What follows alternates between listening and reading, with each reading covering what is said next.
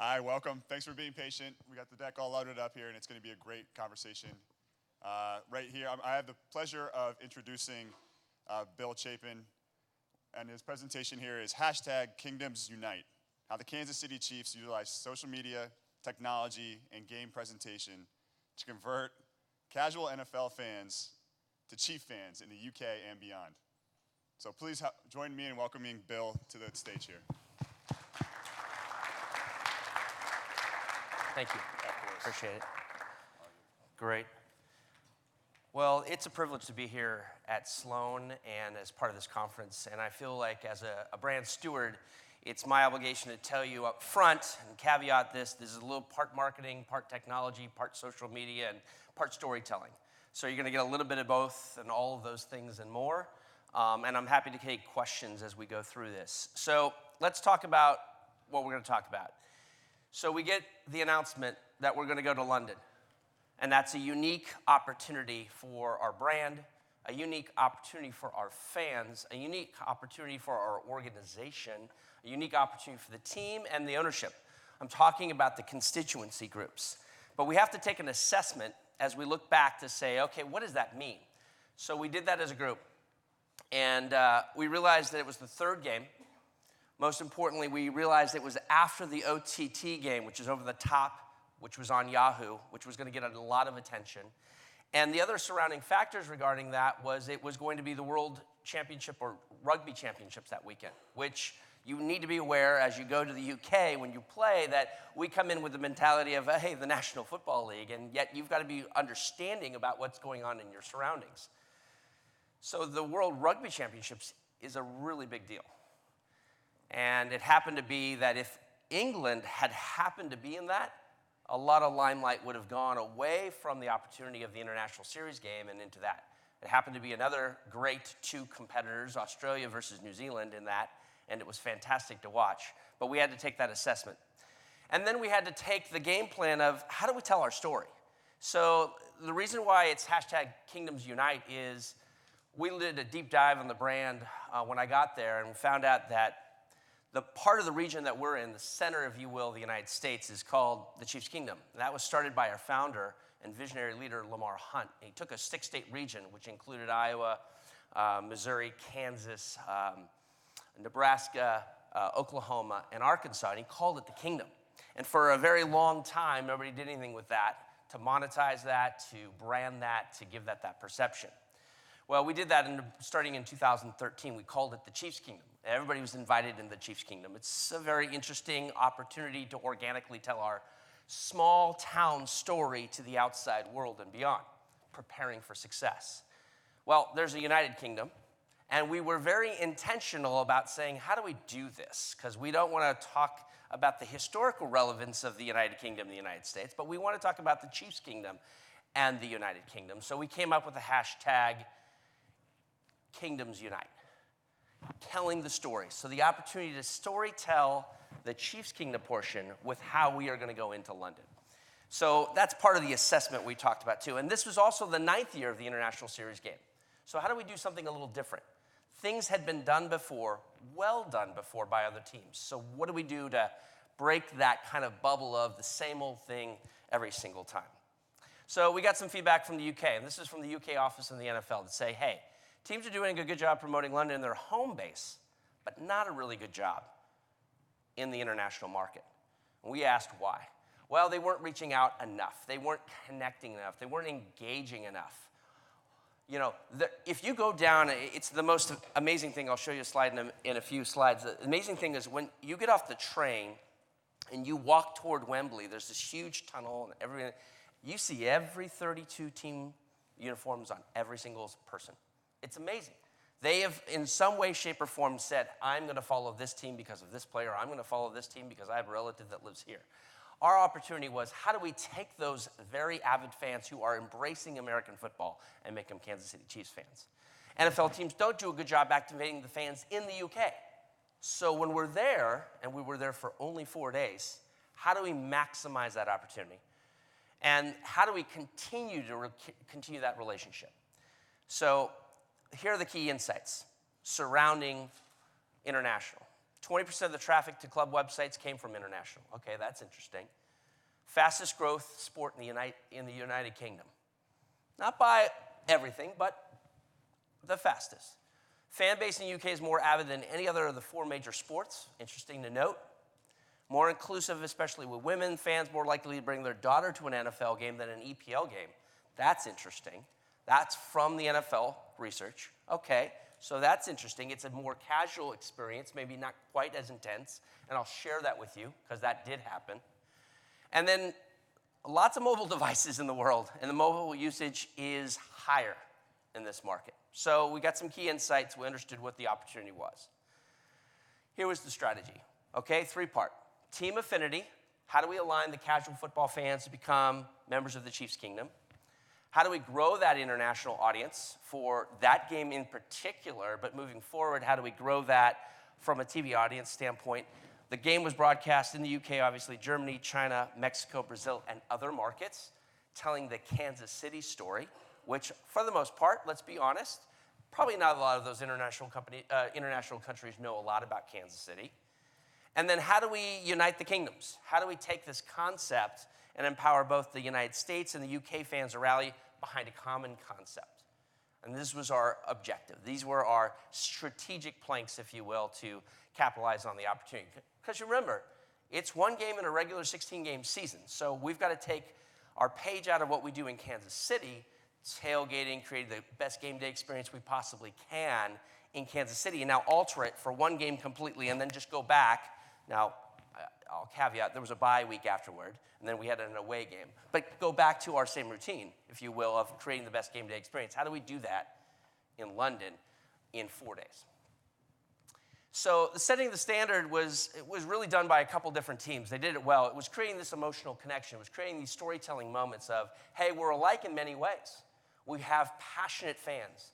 We have energetic fans that root for their interests. So the Niners did a nice job in 2013. The Lions and the Cowboys did a nice job in 2014, engaging the fan base using NFL UK or using their own, in this case, Instagram accounts. And 15, so again, Buffalo Bills, but you see the same theme, and it had been used well. Helmets and iconic locations. How do we change that? How do we change that paradigm shift? So we created a Chiefs Kingdom card. I sat down with our team and I said, what are we doing? How do we do this differently? And one of our graphic designers who did a fantastic job, he says, I've seen this concept. And at the end of the day, the NFL is copycatting in many ways best practices throughout all the different sports leagues and having the opportunity to amplify that opportunity. And we said, well, here's Alex Smith. How do we amplify him? He's our starting quarterback. He's number 11. He's the guy who's going to be leading us, hopefully, to a victory in London, our first time in the international market. How do we do that? And our graphic designer said, I think it'd be great to see Alex Smith all over the city. But how do we do that? I can't grab Alex. He's going to be obviously preparing for the game. How do we do that? And I said, I charge you guys to figure it out. And they came back with this card. And this is not technology. This is not new in the sense of that type of technology, but incorporating that with social media, with a fan base that's avid, created this opportunity for us to amplify our message. So we took that message everywhere. Whether it was in Instagram, whether it was Cairo Santos, our Brazilian place kicker and field goal kicker, partnering with the NFL UK office, whether it was general fans taking a flag motif and putting it on top of Big Ben, Kingdoms Unite as the hashtag and Kansas City Chiefs, taking it, that's one of mine, on top of Buckingham Palace, right? And having fun with it. And we distributed these cards in lots of different ways. One was we wanted to create a fan event that was guaranteed for our season ticket members, our best storytellers, to tell the story. So we gave it to them, who all came to a pub party that I'll reference. And then we did a meetup. We said, hey, if you want to tell this story, you want to get these collectible, if you will, cards, you meet up here outside the pub and we'll give these to you. And here are the clues where the meetup is. And they took that. They took it to Windsor Castle. They took it next to Big Ben. Again, Big Ben is a predominant theme, right? And then other opportunities by taking London by storm. We got a play out by Darren Ravel who said, hey, interesting concept. taking plastic cards to post them in pictures during the London trip. What a great way to spread the message while you're there. And this created connection. This created the opportunity to say, hey, I'm connected with both kingdoms, the Chiefs' kingdom and the United Kingdom. Now, some of the key tactics that we discussed, we used social media campaign to target social post and paid advertising. If you were in one of the earlier groups, we took the organic posts and then we boosted them in a way that we saw the organic post boost organically, and then we paid on top of that so we could get the highest impression opportunity we could.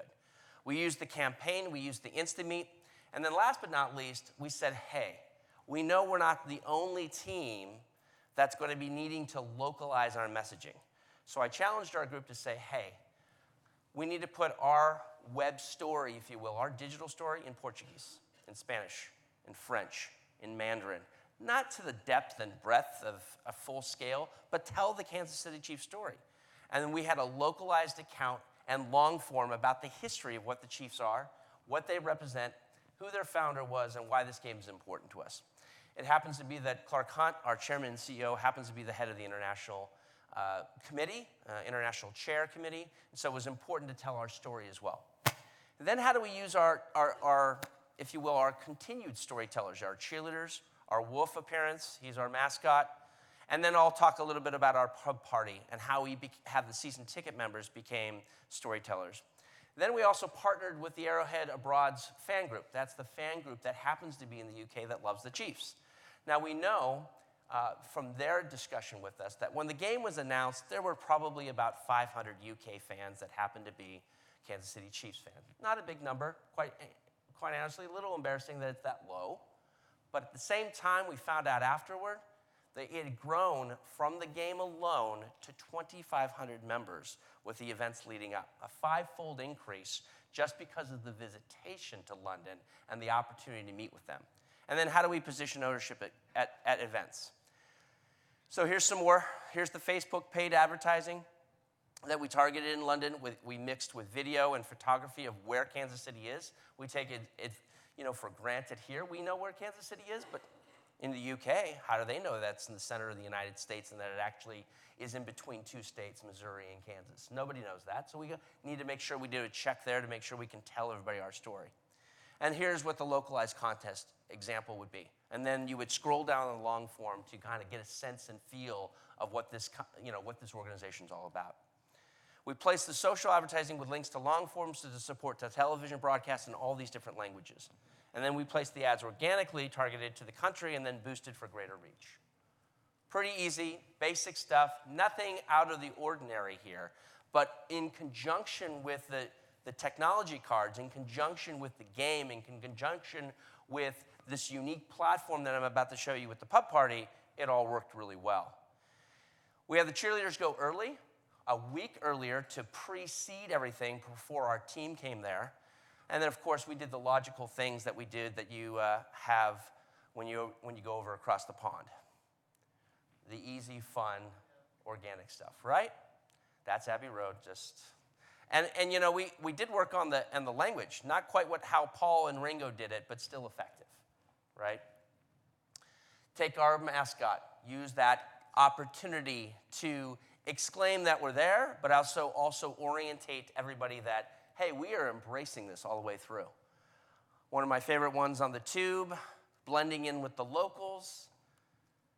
And let me get to the pub party. So we had a unique situation. The league for the first 2 weeks usually has something with Regent Street or sometimes giant extravaganza.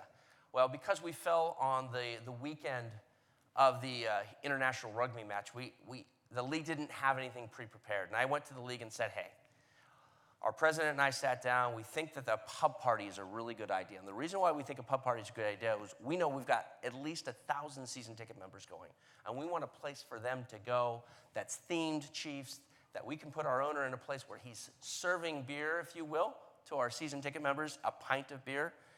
And the league said, great. We love it. We think that's unique. We've never done it before, but let's take over this bar. Let's take over this pub. Let's get our president. Let's get our chairman and CEO behind. And it was a smashing success. No, I had to say smashing. I just had to. It was a smashing success. more importantly than it was because of the greatness of the evening, whereas it was a fruition of serving our season ticket members. And I think that's a unique thing that's lost sometimes. We've heard a lot about season ticket members today and the benefits of it. But in this particular case, we had our president and our chairman and CEO serving them. And that's a unique opportunity, but it also created a touch point. It created an opportunity to tell a story. We had ESPN.com there to tell that story. They also told the story of the cards. And they were talking about the outreach that we had to our season ticket members. We took over the whole pub, and it was fantastic. And I want to really highlight that this is going to be a best practice for the league moving forward for the games that are over in the UK when they don't have a Regent Street experience. I went past, how do I go? There. So one of the unique aspects of at Arrowhead, that the game, it was our home game. So we had given up a home game to go to London to do this. And that was based on the leadership of our chairman and CEO, Clark Hunt. But one of the things we needed to do was replicate the game experience. Now, we have 80-foot flames at Arrowhead, which are called an isopar unit. It's a signature moment in pregame ceremonies when the players are introduced. It's a big, massive opportunity for us to make a statement about being in Kansas City. And it's really hot. Seriously, it's very hot. So we take safety precautions to make sure everything's good. And so we told the league, we want to create the same experience. The league said, we've never done anything like that before, let alone 80-foot flames. I don't think the UK is going to go for that. I said, fine, let's get into something else. Because the most important part is we have one opportunity to make a lasting impression with these fans about the game presentation and what happens at Arrowhead. And we had told that story. What's going to happen in London is what you would see in Arrowhead. And so we got them to do this. Sammy Choi, who's the director of events for the NFL, has been there for a long time, has lots of different theories and practical reasons of how you do game entertainment in the UK. And there was some uniqueness that we hadn't seen before. But one of the things he noticed by the end of the day, and it was fortunate that the team did extremely well that day on the field, and we had 6 touchdowns that day, and we were able to do what's called the chop, when everybody kind of says, oh, and does that kind of ritualistic thing. By the end of the third quarter, he said to me something I'd never heard before. He goes, because you do that repetitively and you had 6 touchdowns in the game, we were able to train the fans in a way that we've never seen in the 9-year history of the International Series games. And you have made fans today of these fans because of the rituals that you had in the game presentation you had. Now, this sounds like a big, hey, we did a great job, and that's not the point. The point was to try to establish touch points throughout all the different means that we had in the 4 days we had there to create fans. We did that with flags. So for those of you that read Noah Berger's book on Contagious, one of the things he talks about is triggers. And one of the things that I'm a big fan of is triggers and understanding how to use triggers. So for us, it's the Chiefs Kingdom flag. We actually use this throughout the season in our stadium, and we use it as a kickoff to the year, what's called the Red Friday campaign. And we sell about 50,000 flags on a Friday with all the proceeds going to Ronald McDonald House Charities. We took this opportunity to have the league do 72,000 flags at the game and all in unison, and they were waving them. That created a moment on television. That created a moment on NFL Now. That created a moment on NFL.com. That created a moment on Chiefs.com. And it created a moment in all the social media space that we felt was a lasting impact. Last but not least, there were some additional opportunities to tell stories. Up here at the top was Walking with the Wounded. These are men that served in the UK Armed Forces that walked in honor of those who have paid their lives by service. One of the gentlemen, second to the right, was a Chiefs fan that we found out about. We gave him a hat, and the entire time he was walking with the wounded, which included with Prince Harry, he had his Chiefs hat on, and he was documented in most all-time magazines and the London press over there. Clark Hunt, as I mentioned, was at the fan forum with Commissioner Goodell, had an opportunity to reach out to fans for a room about 3 times the size of UK fans who you would think would ask basic questions, but no. They were asking intelligent questions about how the game is going to be progressing, what's going to happen with next generation stats, and how is, quote, the catch rule going to be clarified in the future.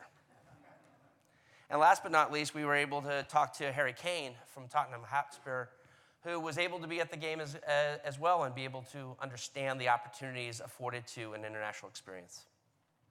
That's the scene I was telling you about earlier. If you looked in that photo, every team is represented. Now, my opportunity and our opportunity is to convert all those fans into red jerseys. There were only, in that picture, I think I counted 8. Opportunity afterward is really where the proof in the pudding. So here's our results. We wanted to achieve 1.2 million November unique visitors on Chiefs.com with the emphasis on the international audience. We reached 875,000. So a little below our norm, and that's not exactly where we wanted to be, but not bad.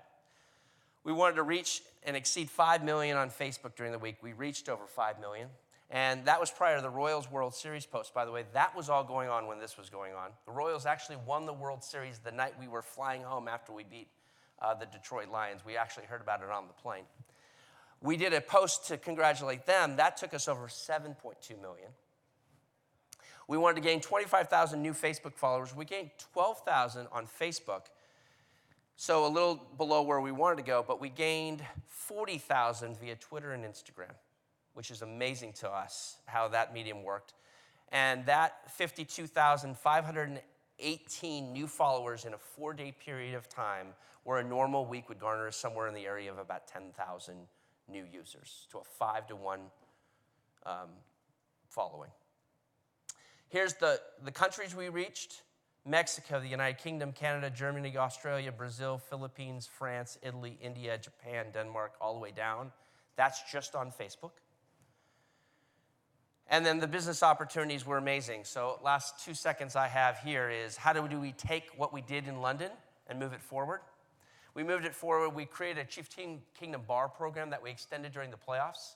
That pub party concept we continued in Houston and right here in Boston when we played the Patriots. We'd host all of those season ticket members or those season ticket holders or those single game ticket buyers who came to the game to either in Houston or New England, and we hosted them at a bar and I hosted them at a pub. We'll do that for every away game next year.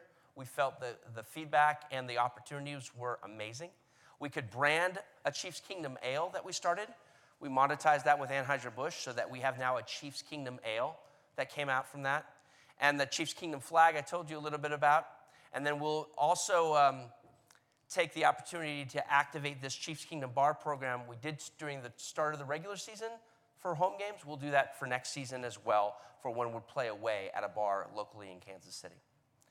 This is what that would look like, a watch party in Kansas City. So this is what we ended with on Instagram. Thank you, London. You were great hosts and hospitality. We found that the experience was great. Obviously, the outcome from the football game was great, but the reach is continuing, and we'll have business plans moving forward for monetization with retail, not so much with tickets, but with social media as well moving forward. Thanks for your time.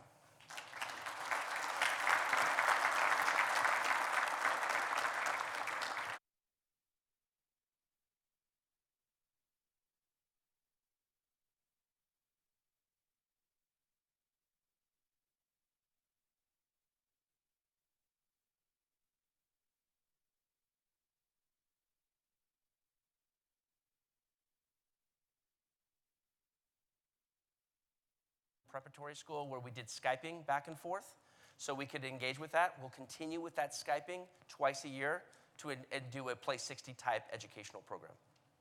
Yep. You mentioned that you guys got big players, football players like Harry Kane to come out to. Yep. Did you guys associate with any of the big teams in the areas? We tried.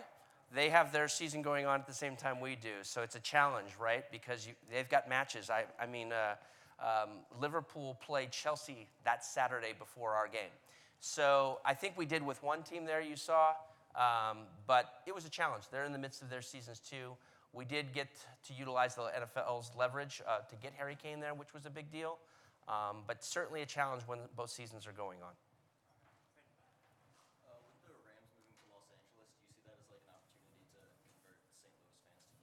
So I'm glad you asked, because you're probably asking a question a lot of people are asking. The question was, now that the Rams have moved, do you look at St. Louis as an opportunity? Our team president's been very clear about this, and so has Chairman and CEO Clark Hunt, so I'll echo their words. We recognize the loss that the St. Louis community is going through right now, and so we're going to take a very cautious approach. We don't want to be the ones going into a market after an NFL team has chosen to leave.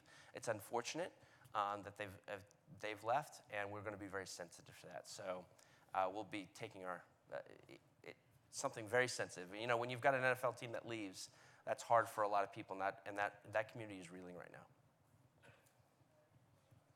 Yeah. Great job, by the way. I think you kind of answered it possibly with your last sentence. However, have you already seen in a couple months a monetization of those fans? We've seen it with our fans who are Chiefs Kingdom fans who've said, hey, Rams fans, come on over. You know, that kind of thing. We've had some people call in for season tickets. We will probably see that, but that's all organic. Oh, sorry. Are you talking St. Louis or London? I was talking St. Louis because I thought you were on that. On London, we have that fan group coming over for a game this year. They're bringing, I don't know what the number's going to look like, but that group, so that group that was 500 to 2,500, they're going to bring a subset of those people coming over for a game this year. And merch as well. Have you already seen it? We've seen a slight, not enough for me to put it up on a slide here, but we've seen a slight increase in that. You got them in the funnel. Got them in the funnel. Yeah. What kind of feedback did you get on the post that you translated into other languages? You know, thank you. A lot of thank yous. Like, hey, we really appreciate that you thought of us in that. We want more information. You know, we did the surface approach of here's the history, here's what we're doing, here's the game, kind of 3 basic tenets. I think moving forward, we're going to have to do a cost-benefit analysis of how do we dive into that. You know exactly what I'm referring to localize even more. But with those markets burgeoning, with the league talking about going and obviously making a statement going into Mexico and going into potential other international games for regular season, that will be something we'll explore. Yeah. You mentioned Cairo Santos before. Do you see any, like when you get a foreign player like that, like from Brazil, do you see any increases in So what we see is we did what's called the Chiefs Kingdom episode on him. We told his whole life story from his home country to Tulane to how he got drafted by the Chiefs.